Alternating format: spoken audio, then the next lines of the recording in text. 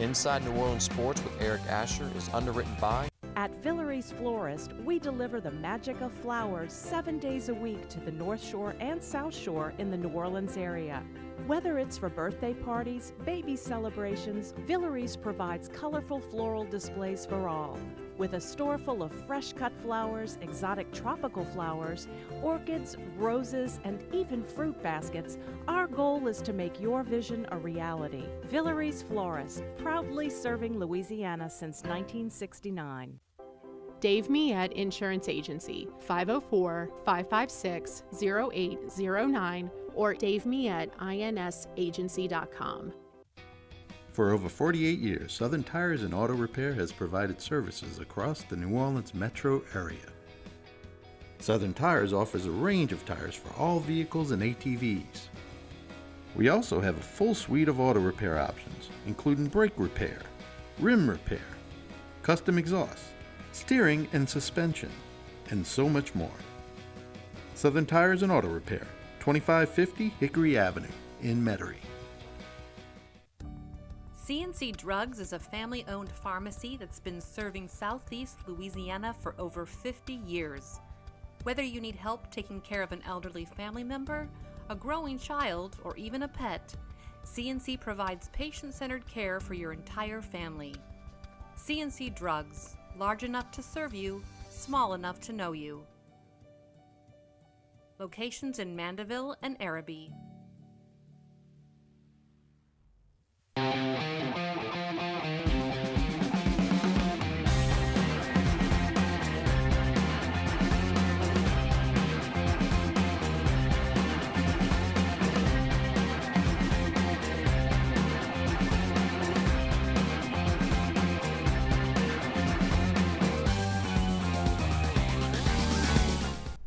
Good afternoon and welcome to another edition of Inside New Orleans Sports. I'm your host, Eric Asher. Of course, we're live on WLAE-TV each and every Thursday now at 1 p.m. We're also live streaming on the WLAE-TV YouTube page each and every Thursday at 1 p.m. So those of you that are watching us over the television, thank you. Those of you that are watching us over the World Wide Web, thank you also for tuning into today's program.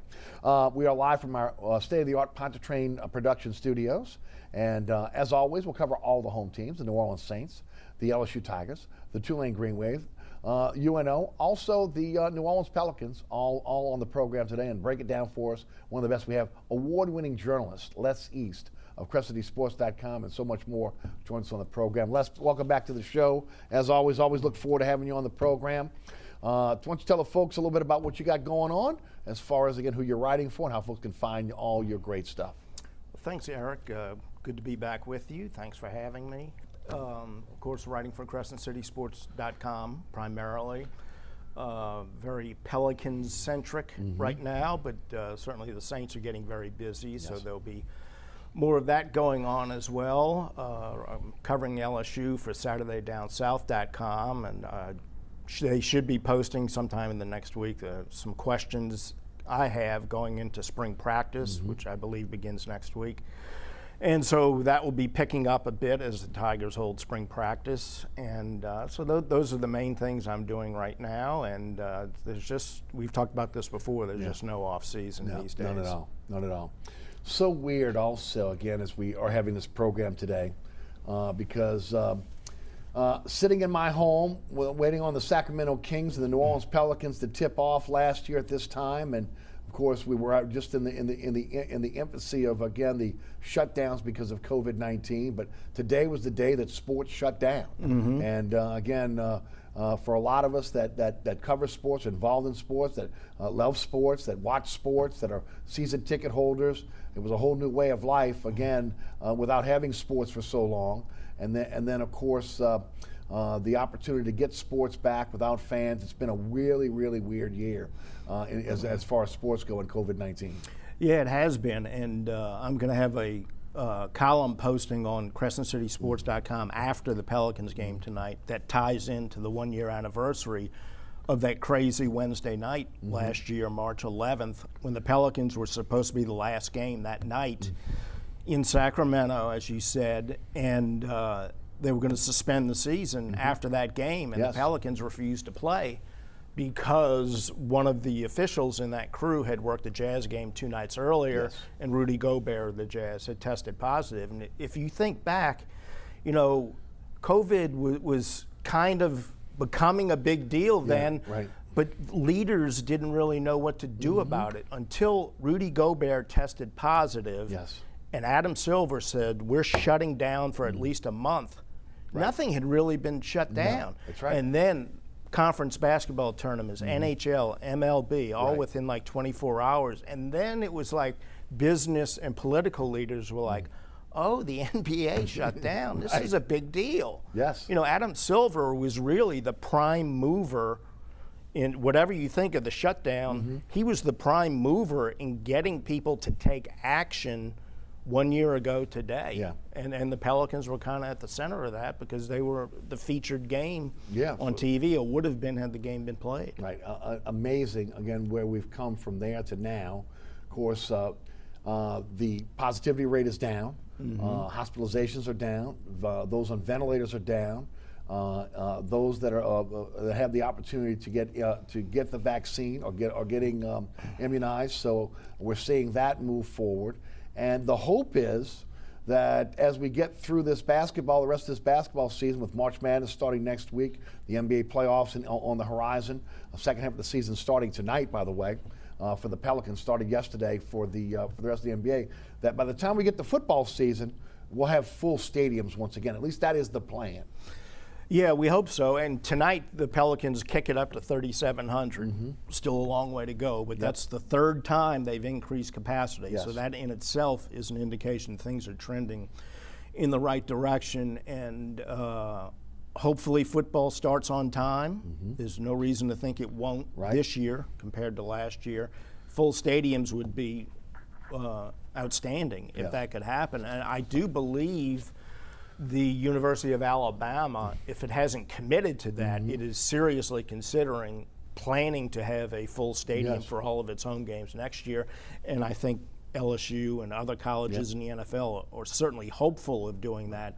And you mentioned all the signs pointing in the right direction with the vaccine. So for the first time in a long time, there's reason to be optimistic from a sports perspective and a societal perspective. A tremendous amount of credit to the NBA on how they've handled COVID-19 as well, from the testing to the bubble last year. Again, that bled over into what the NFL did, which was remarkable in terms of getting their entire season in for the most part.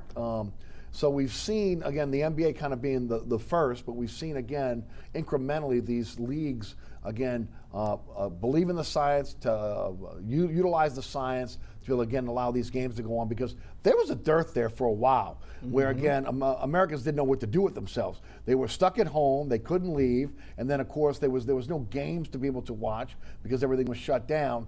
We've kind of come at least a little bit full circle now, almost a year later. Yeah, and I was dubious of the NBA's decision to try and finish the season. They were so far into the summer. There was still so much uncertainty, cases rising in a lot of places. But the bubble idea worked for the most part. I don't think they could have pulled it off under any other circumstances.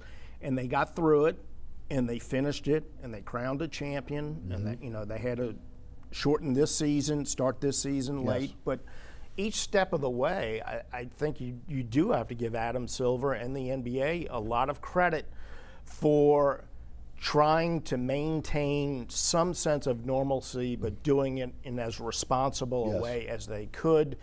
And even when it wasn't clear that they were doing the right thing, I think ultimately it looked like they did do the right thing. Well, and it meant a lot to, again, those that were sequestered at home. I mean, again, because it was an outlet. And let's face it, it's entertainment. Now, the emphasis behind that was money. I mean, let's face it. Again, these leagues, again, were without having the opportunity to play, we're going to have great losses. That was going to affect the salary cap down the line, which was going to affect the bottom line for all those leagues. We're seeing that now with the NFL in terms of the salary cap. We'll get to that in a second with the Saints.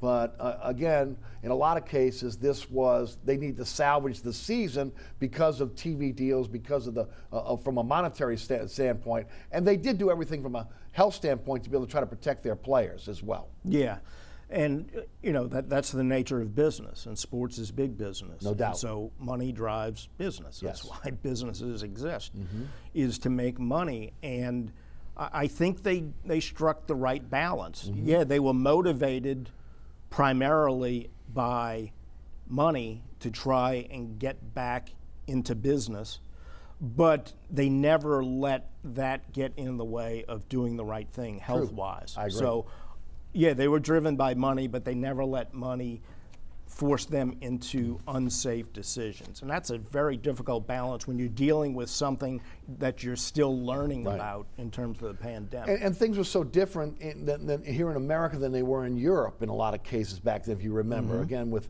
some of the soccer leagues that were playing, and as opposed to what was going on here in the States. But we come full circle now, and hopefully again we're toward the stretch run of this, especially with so many people getting immunized.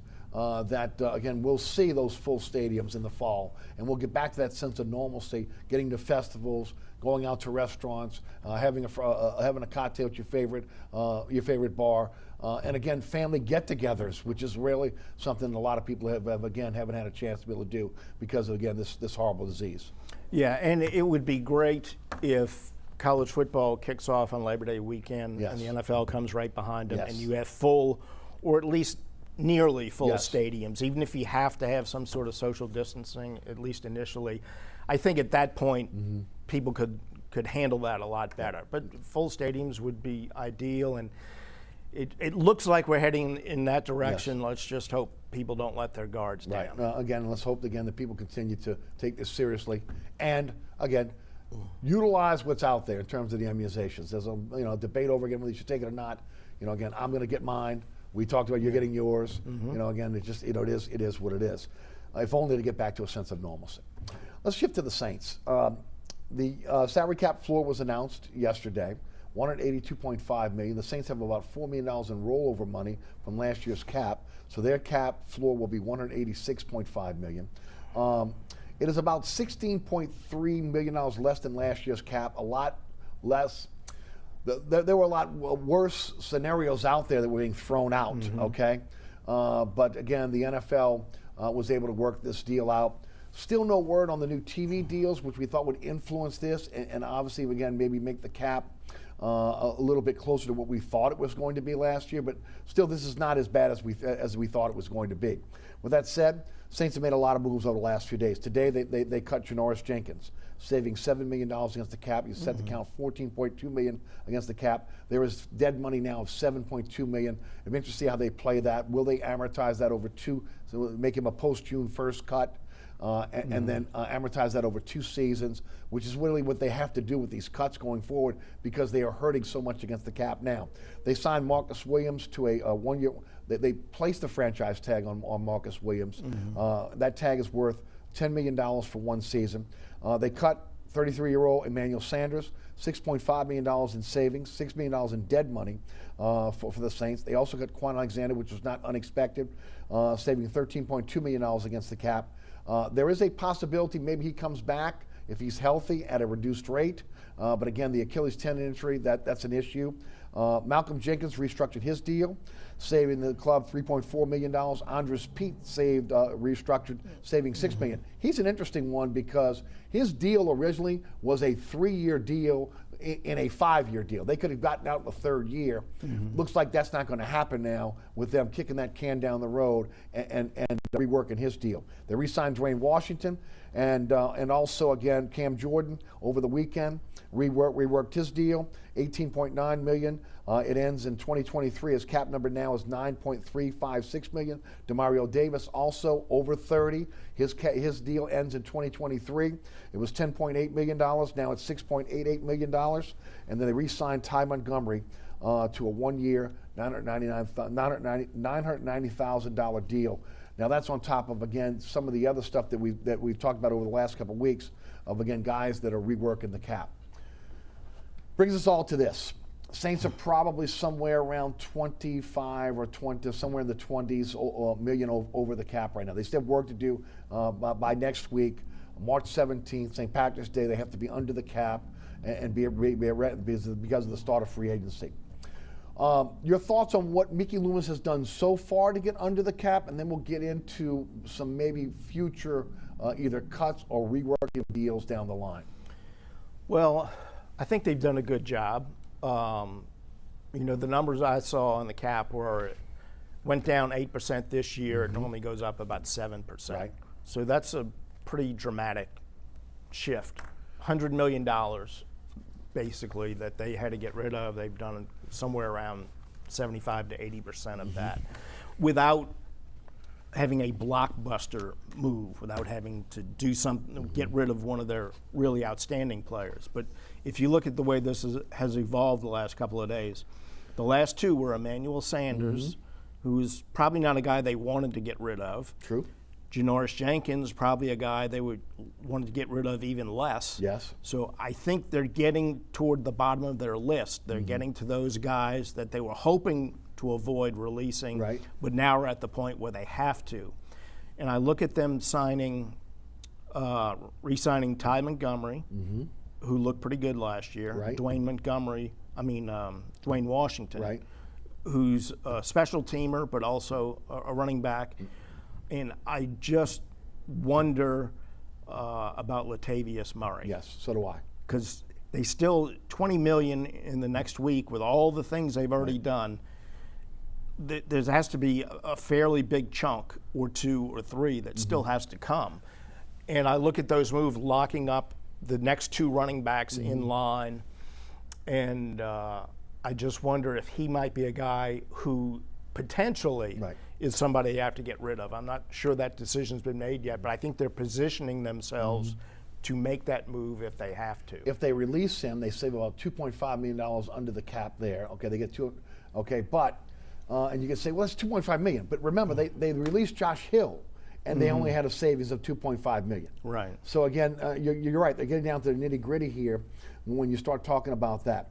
When you look at this team right now, look, we knew it was going to be tough, but I always felt there was a plan in place. Yes, when you look at some of these players that are cutting, again, the injury with Quan Alexander, you look at the situation with both Emmanuel Sanders and you had mentioned guys that are over 30.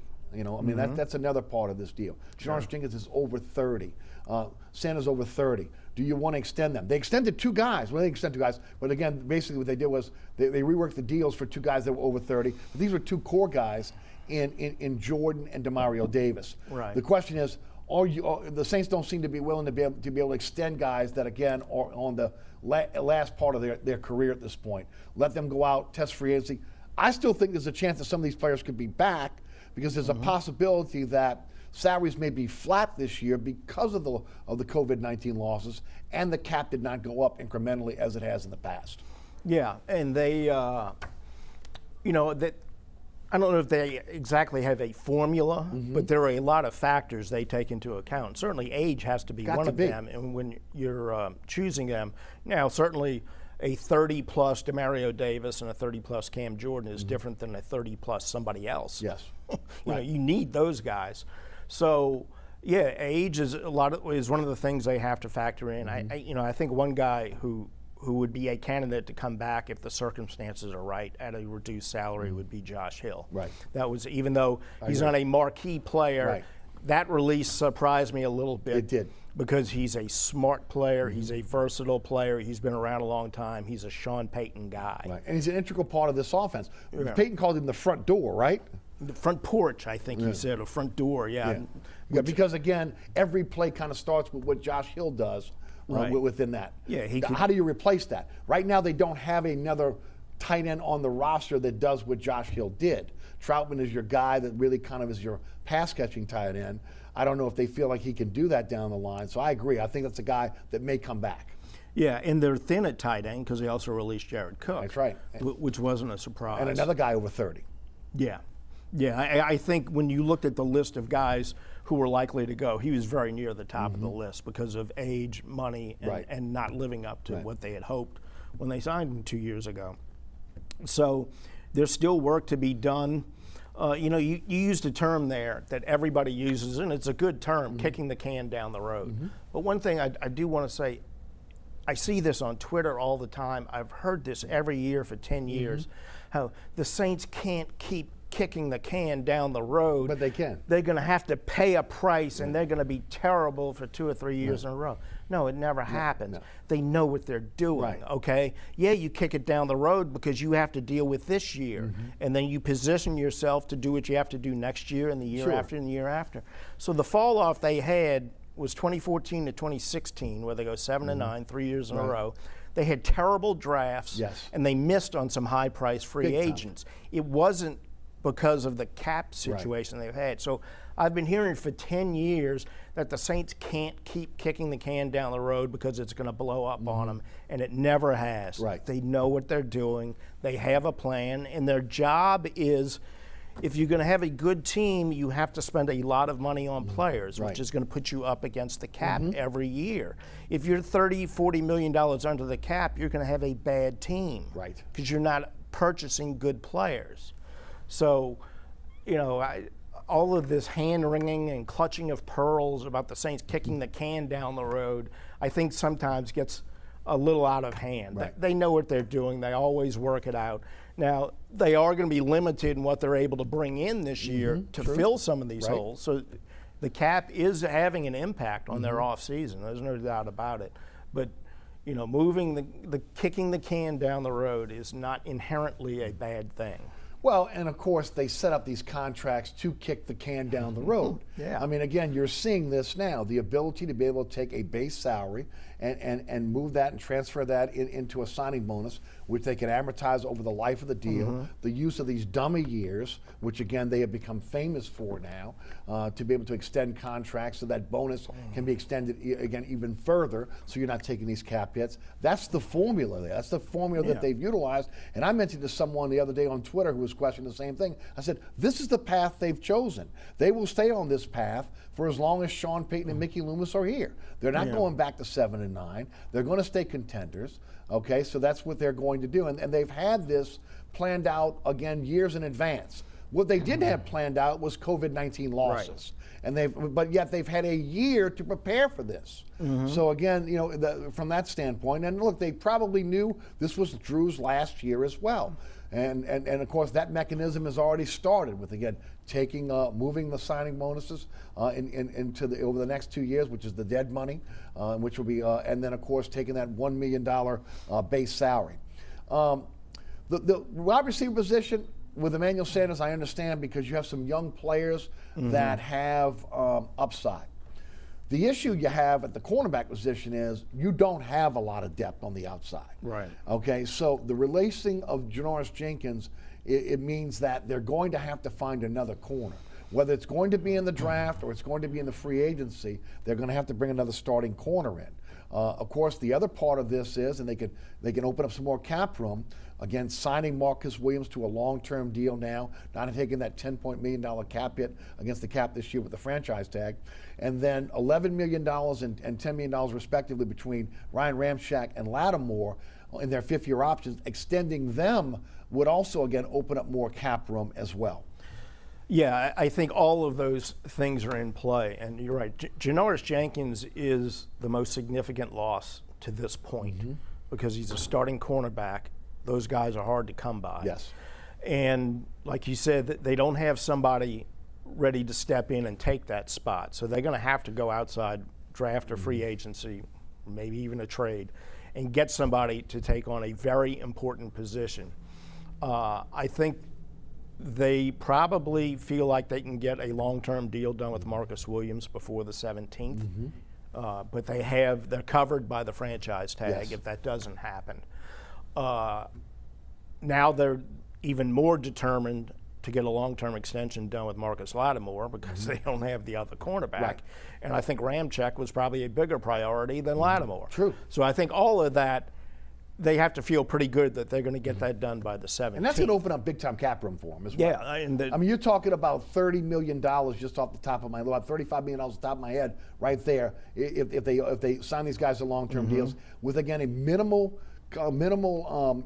hit against the cap over the next, not one season, 2 seasons. Because you got a carryover of a lot of this dead money next year as well. So again, the ultimate thought process I got to believe is, look, let's lessen the cap over 2 years, and we'll take those balloon payments down the line. Again, when we know the cap is going up, when we don't have, again, the dead money we have to deal with coming off a COVID-19 season. Right, and that's a really big factor here because COVID-19, of course, affected everybody. Yes. But when you're an organization like the Saints that hovers right around the cap because you want to win 4 consecutive division championships like they have, then you're really hurt by that because it just creates that much more maneuvering you have to do to stay under the cap. But at some point in the next year or two, there's going to be the flip side of that, we assume, with the cap going up, and then they'll be able to handle this a little bit easier. But you brought up something important about the wide receiver position. We tend to focus on the guys they get rid of. They have to plug those holes on the roster. And you say, well, they can't spend a lot of money in free agency. The draft, they picked up some compensatory picks, but they're not overloaded with draft picks. Right. But another thing we don't pay as much attention to sometimes is player development. And they've been good at that. And Marquez Callaway and Deontay Harris and other young wide receivers and people at other positions. That's going to be a big part of how they get through this cap situation is how the young players and the coaches develop people down the depth chart to take on more prominent roles because they're not going to fill all these positions with veteran free agents and draft choices. And then their track record with signing undrafted free agents also is pretty good. I agree with you, which is one of the reasons why I think when you look at the salary and you look at the players that are over 30, they're targeting those players first. They're not willing to extend those guys for a couple more years and maybe take on that dead money. It's a different situation with a DeMario Davis and a Cam Jordan, who are the heart of your team and your defense. Again, you love to see Jackrabbit, Janoris Jenkins back. Okay, you'd like to be able to hold on to a Thomas Morstead if possible. But ultimately, again, you have to make those tough cap decisions. Before we go to break, and we're going to come back and continue our conversation about the Saints, I did want to ask you about the release of Thomas Morstead. Yeah, I wrote about this at CrescentCitySports.com, and he is not only the best punter in Saints history by miles, he was one of the best in the history of the NFL, but he was so important to the community and to the organization in a way that you never imagined a punter could be. A punter spends most of his time with the kicker and maybe a holder and a long snapper, and they're off by themselves during practice. And all the other guys are working together from July till the end of the season in winter. And Thomas was a leader on the team. He was an 8-time team captain. Because of the way he approached his job, he set an example that was useful for anyone who played any position. And then he was just a guy we would all go to for interviews whenever we had the opportunity. Most punters only get interviewed when something bad happens. But in Thomas's case, if you had something, if there was the anniversary of the Super Bowl or at the end of a season, the Minnesota loss in 2017, something big picture happened and you needed a thoughtful perspective on what it meant, you would go to the punter. Before just about anybody else. You go to Drew and you go to some of the other good talkers, but the punter would be 3rd or 4th on your list because he was such a thoughtful, intelligent, articulate, and cooperative guy. And he's just one of the great statesmen of the New Orleans Saints. And then the off-the-field stuff as well. The embracing the culture, immersing himself into being a New Orleanian. And again, look, we know it. We all do. We love to be loved, right? I mean, we just do. We love when people want to come in and be part of our culture. When people, it's just part of who we are as New Orleanians. And he got it. He got it early in his career. And of course, he's going to raise his family here. He mentioned, I may punt somewhere else, but I am a New Orleanian. I'm living here. This is where my children were born. This is where they're going to grow up.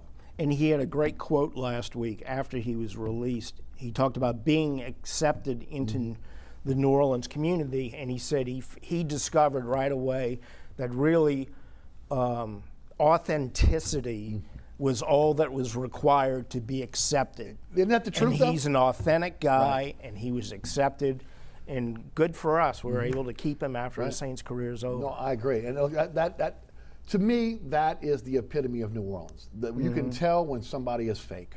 Okay, and again, we really have little or no use for those individuals here in New Orleans, no doubt about it. We're going to take a quick break here from our underwriters. We come back, we'll continue the conversation about the Saints. We'll get into the Pelicans. We'll talk about college basketball as well. We're also going to talk about the Les Miles situation on this program today. Les East of CrescentCitySports.com is with us. I'm your host, Eric Asher. You're watching Inside New Orleans Sports. Burkhart's Air Conditioning, Heating, and Refrigeration has been family-owned and operated since 1989. Burkhart has energy-efficient solutions and offers brands such as Mitsubishi ductless AC units and Amena, the only manufacturer with a lifetime unit replacement warranty. Burkhart's offers maintenance bundle packages that include servicing your AC, generator, and tankless water heater. For more information on the services Burkhart's provides, visit acpromise.com. Burkhart's Air Conditioning, Heating, and Refrigeration, providing comfort for life.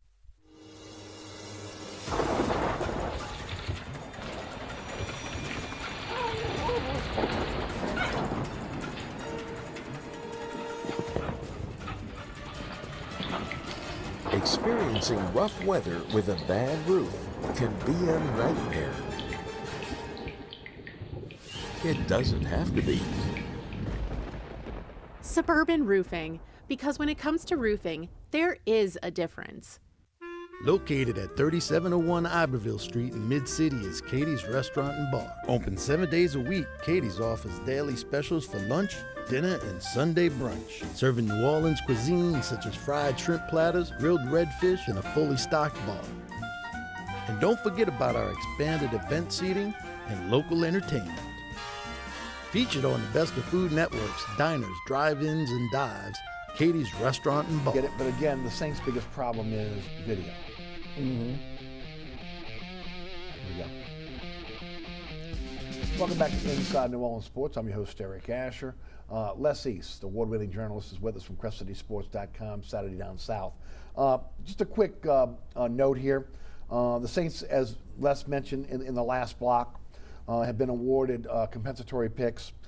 They have 2 third-round compensatory picks, one at 98 for Teddy Bridgewater, one at 106 for Terry Fontenot becoming the new general manager for the Atlanta Falcons, and then a 6th-round pick, number 218, that will be for A.J. Klein signing with the Buffalo Bills. So 98, 106, 218 added to the Saints draft class.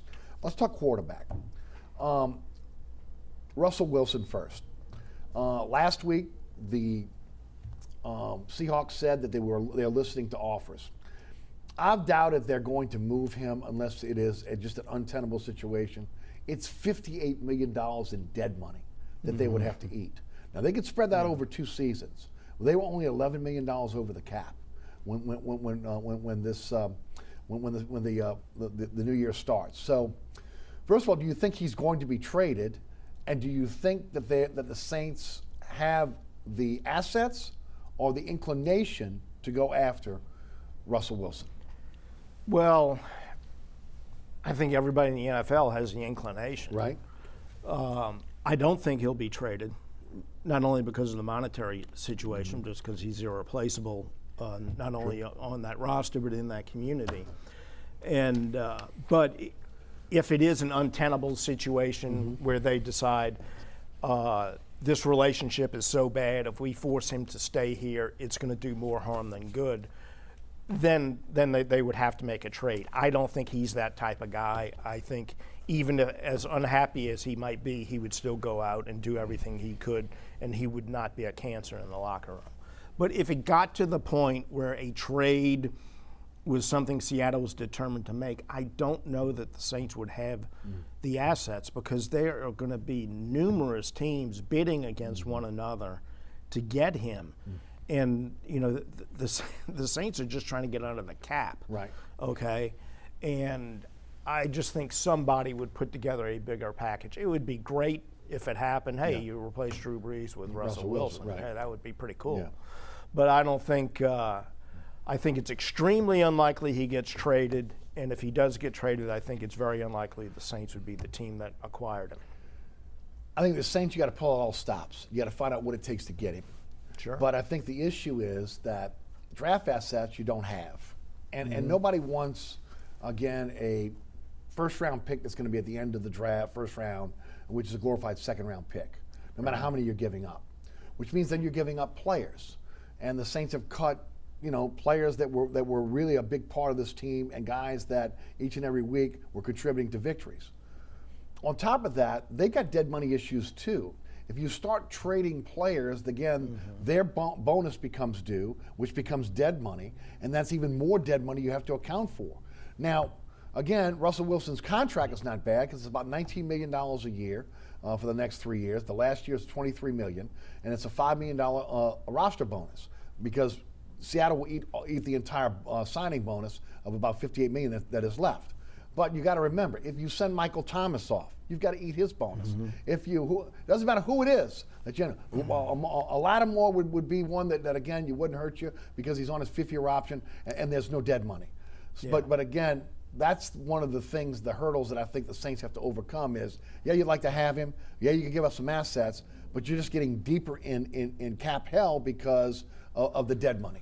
Right, and that lays out very well the reasons why I think it's very unlikely that the Saints would be the team because, you know, that you brought up the draft choice situation. You know, if a team like the Jets or somebody else who every year is picking in the top 5, you know, those draft choices are a lot more attractive than the Saints. Saints are picking 28th this year, and they're always in you know, somewhere around pushing 30.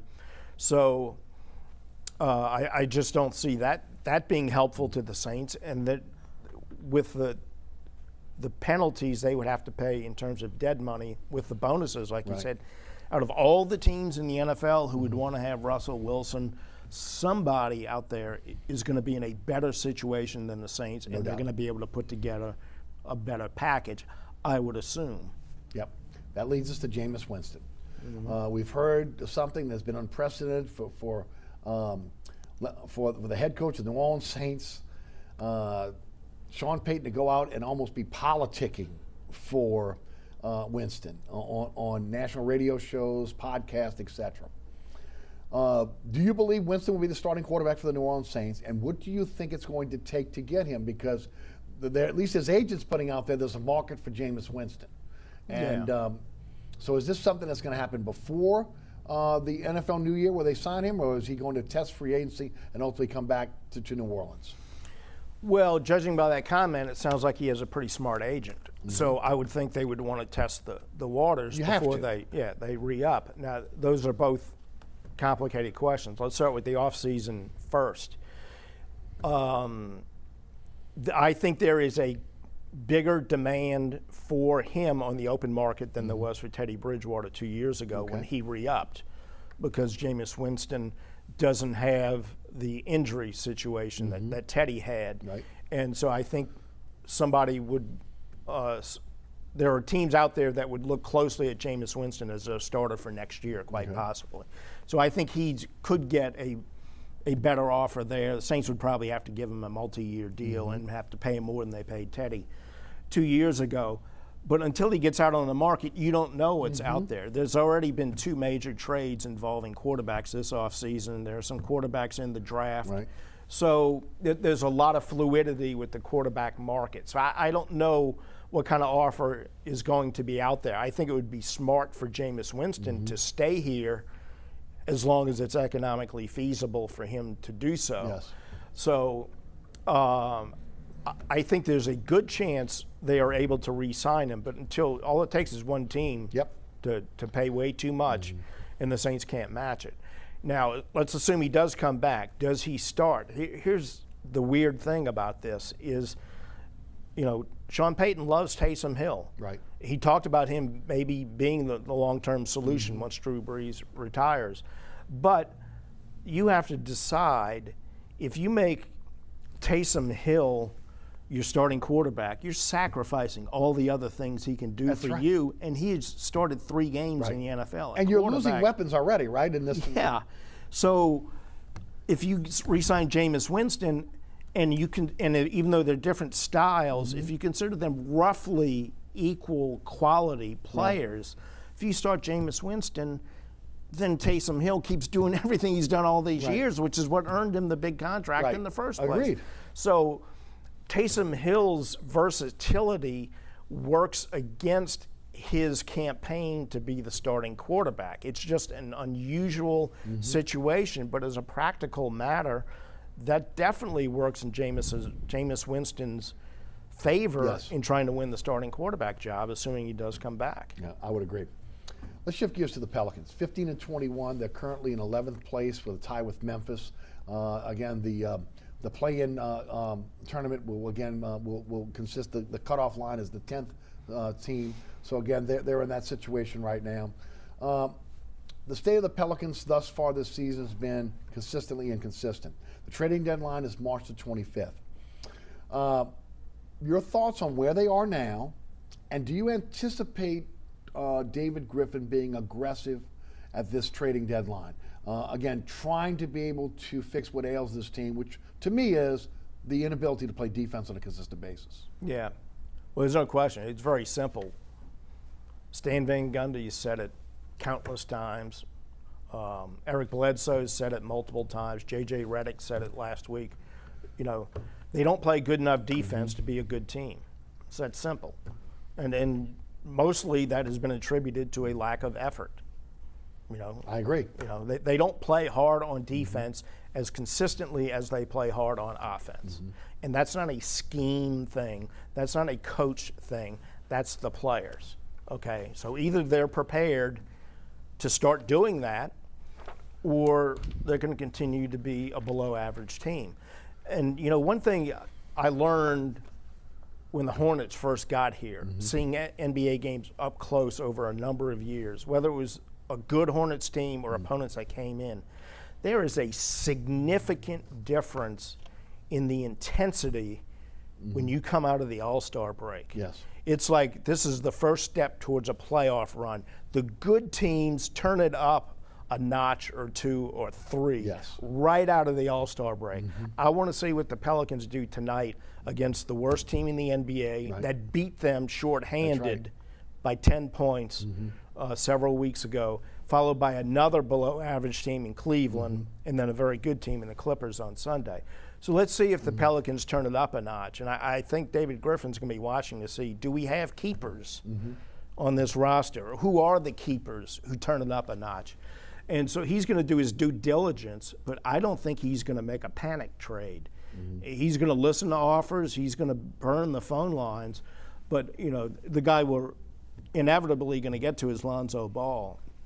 And, you know, that's a tricky situation because of long-term the economic commitment is going to be substantial.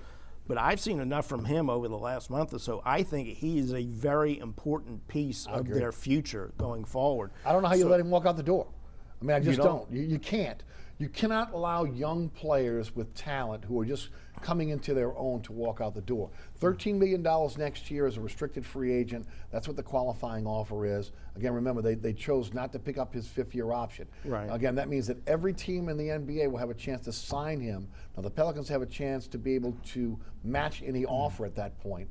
But again, that's the issue they find themselves in. And I can't blame them. Based on the inconsistency of Lonzo Ball up to this point, there's no way you could have committed that money to him in this offseason. Yeah, I agree.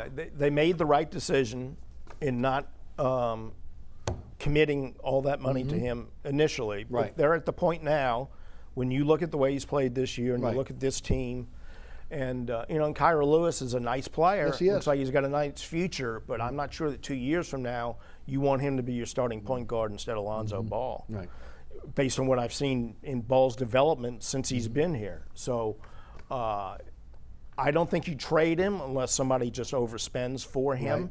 You keep him, and then you keep him as a restricted free agent. And you eventually you're going to have to commit long-term money to him. But I think he needs to be a big part of this team's future. No, I would agree, and I think the big three now, when you look at it, are Lonzo Ball, Zion Williamson, Brandon Ingram. Absolutely. And I also think a guy that came in that Laker trade is Josh Hart. That's a guy you hold on to because you need a guy that does the dirty work for you, and he's a guy that's done it. Which all of a sudden, again, and I've said this over the last 6 months or so. Now you look back and you say to yourself about this Anthony Davis trade, okay, we don't know what the future draft picks are going to bring, but just based on the players, that again, the Pelicans made a good deal. Yeah. Okay, when you can bring in 3 players that again can contribute like they're doing, and then 2 of those 3 players possibly be again cornerstones of your team in Ball and Ingram, you've made a good deal. No question. That was a very good deal. And, you know, Josh Hart's a very important player on this team. He may never be a regular starter, but he's a very important player. He's what coaches like to call a glue player. No doubt about it. He does the dirty work. He, you know, he just pulls aspects of the game together because of his willingness to do the dirty work, his smarts, his toughness, his hustle. First or second best rebounding guard in the NBA. Yep. Can shoot, plays defense, can guard small, can guard big. You know, he is a big part of what this team is going to be going forward. Even if he winds up being the leader off the bench for an extended period of time, that's fine. The question is going to be, what do you do with Bledsoe? What do you do with J.J. Redick? And I'm on the record as saying, if you don't get something substantial with J.J. Redick, to me, he's better off being with his team for the rest of the season because of his leadership, and he's going to get hot eventually. Okay, he's going to. Bledsoe, to me, is not the player that everybody thought we were getting. He's not playing up to his potential. He may be a guy that I would not have a problem moving off of. Yeah, and I think we've seen glimpses of Redick's shot coming back here. It hadn't been steady, but we've seen here and there, we've seen signs. Because you're still going to need shooting again if you're going to make a run for the playoffs. Yeah, and he's. You know, I'll take his track record over 12 or 13 There's years no doubt. You know compared to a couple hot. of months, okay? And he's a very important guy to a team that doesn't have a lot of leadership among its players because it's so young. Right. So I agree about Bledsoe. You know, I was very high on him when they made the trade. And he, too, shows glimpses of being the guy they thought he was going to be, but hasn't done it enough. And I think if it comes down to moving one or the other, and you get a satisfactory compensation for Bledsoe, yeah, I would tend to lean in that direction more, although I don't see much of a future for Redick beyond this year, whereas if they hang on to Bledsoe, I could see him maybe sticking around for another year or so. You can deal with the inconsistency of a young player because you know you're going to get growth. You can't deal with the inconsistency of a veteran player because they're the ones that are supposed to be leading the team. And that's the issue you have with Bledsoe right now. Right. And the other thing is Kyra Lewis and Nikhil Alexander Walker are very talented young players. They're probably going to be part of your rotation for years to come. They do need playing time. I saw a transcript of an interview Griffin did, I believe, on the radio broadcast about, you know, people saying, we'll just play the young guys all the time, forget about the older guys. And he had a very, I thought, sensible approach to that. Is young guys have to earn the opportunity, and those 2 young guys have earned some playing time. But you can't just hand opportunities to young guys and create a culture where it's like, oh, you're young and we're not doing real well. Okay, you can play 35 minutes a game. You can start because you're young, and we want to accelerate your development. Well, that doesn't teach them the work ethic that's necessary to evolve into what the maximum potential is. So, yeah, it seems logical to just say, yeah, well, let's just bench the old guys and play the young guys and let them develop. He had a pretty thoughtful, nuanced approach to that that I can't disagree with. Pelicans make the playoffs? No. Back in the lottery. All right, let's shift gears to the college game. I want to quickly run through what's going to be happening with the tournaments here. LSU is 16-18. They're 11-6 within the SEC. They're the 3rd seed in the SEC tournament. They will take on the winner of Ole Miss USC. That's the University of South Carolina. That's Friday at 6 o'clock. Tulane plays today, 2 p.m. against Tulsa. They are 9-12, 4-12. They're the 10th seed in the AAC tournament. UNO is 10-14, 9-7. They defeated Southeastern last night, 80-63. They take on Northwestern today. They've won 6 of their last 7 in the 5th seed, and they take on Northwestern at 5 p.m. today in Katy, Texas. As far as baseball goes, LSU is 11-3. UNO is 5-7. LSU beat UNO last night 5-0. Tulane is 6-6 in college basketball. LSU spring football starts next week. Your thoughts on the Tigers? Well, I think they have a chance to be very good on offense. I think they have a chance to be better on defense, although I think there are more question marks on the defensive side of the ball. They've lost more players there. They have a new coordinator and new position coaches.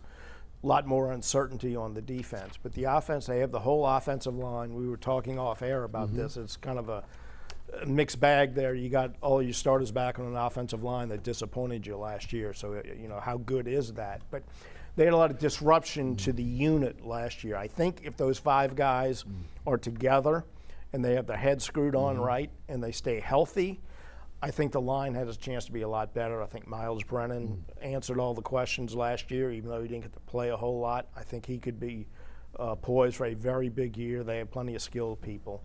So I think the offense, of course, you know, new coordinator, new passing game coordinator. We'll see how that plays out. But I do think there's an awful lot of potential on that offense, and I think there's potential on the defense, but a lot of uncertainty there. And this is a team, I don't know what to expect from this team. Right. I think they will be appreciably better than last year, but what that translates into as far as competing in the SEC West, I don't know. I don't think Ed Orgeron knows. Right. Tulane has 8 seniors coming back because of the COVID-19 year. They've had they've gotten better incrementally each and every season. There's been some whispers about the possibility of Willie Fritz maybe being a candidate for the Kansas job after Les Miles was fired. Your thoughts on the wave? Well, new coordinators on both sides of the ball. That's going to be a real key.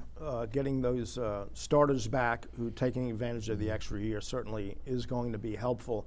You know, I think next year, and I'm sure if there are any opportunities for Willie Fritz, he's got to be looking at this. That next year is a really important year for him because they've had 3 nice years in a row, going to bowl games, winning 6 or 7 games.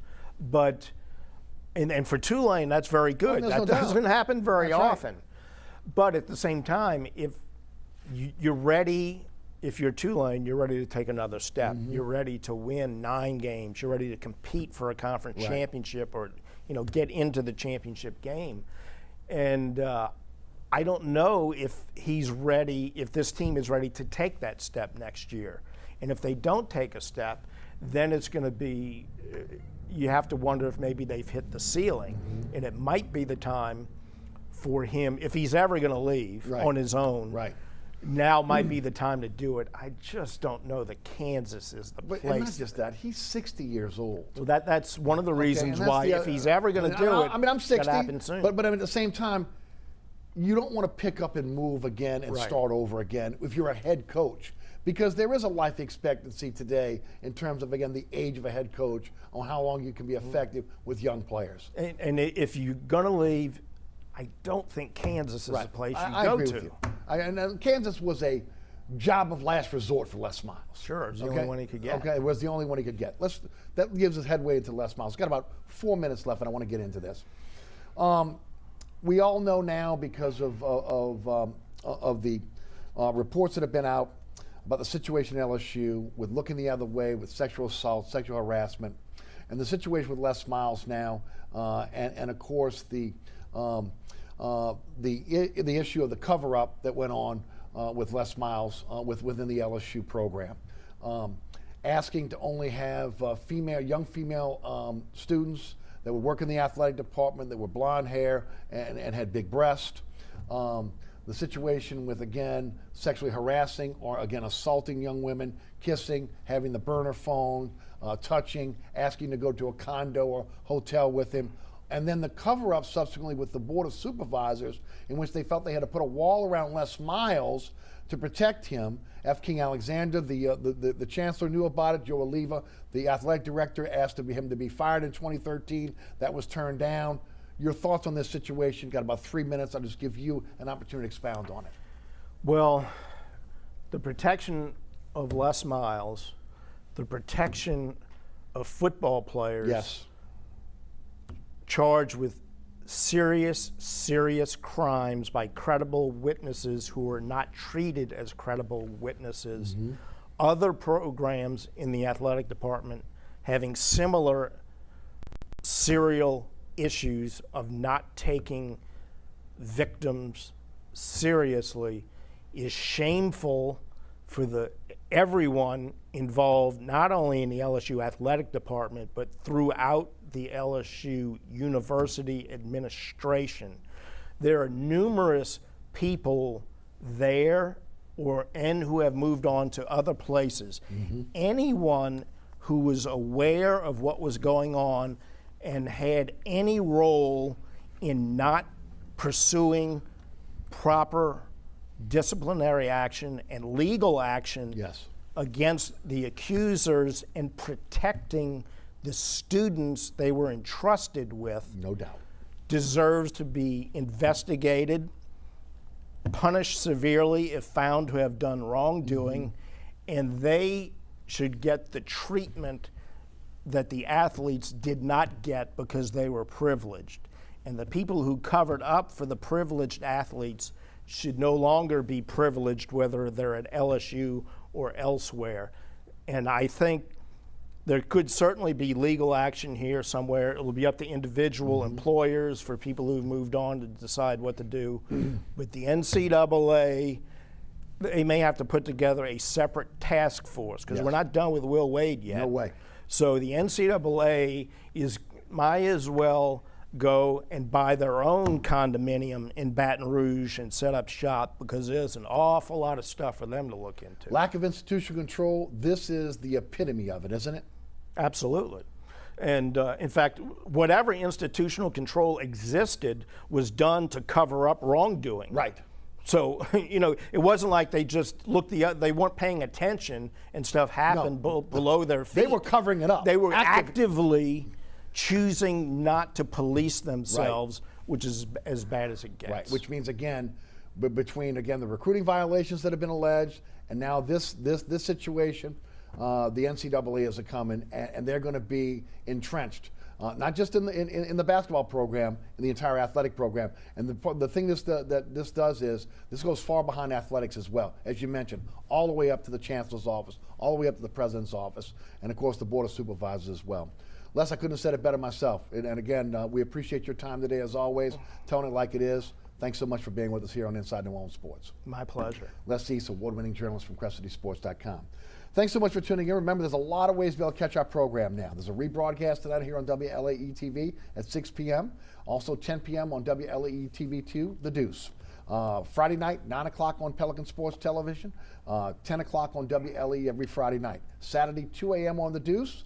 And then 5 p.m. Saturday afternoon on Pelican Sports Television. Remember, also we're live streaming every Thursday at 1 p.m. on YouTube.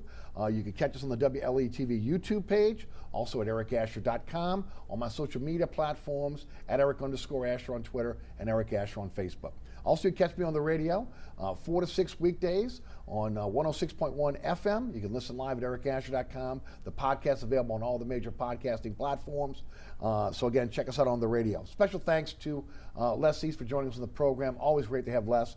Also to Ron Yeager, who's also directing the program today, Jim Dotson, Tommy Fairley, Tommy O'Connor, our director, William Hill, who him and his wife right now are having a baby girl. He'll be back with us next week. Congratulations to the Hill family. And thank you so much for tuning in to today's edition of Inside New Orleans Sports. My name is Eric Asher. We'll see you next week. And as always, have a fantastic week.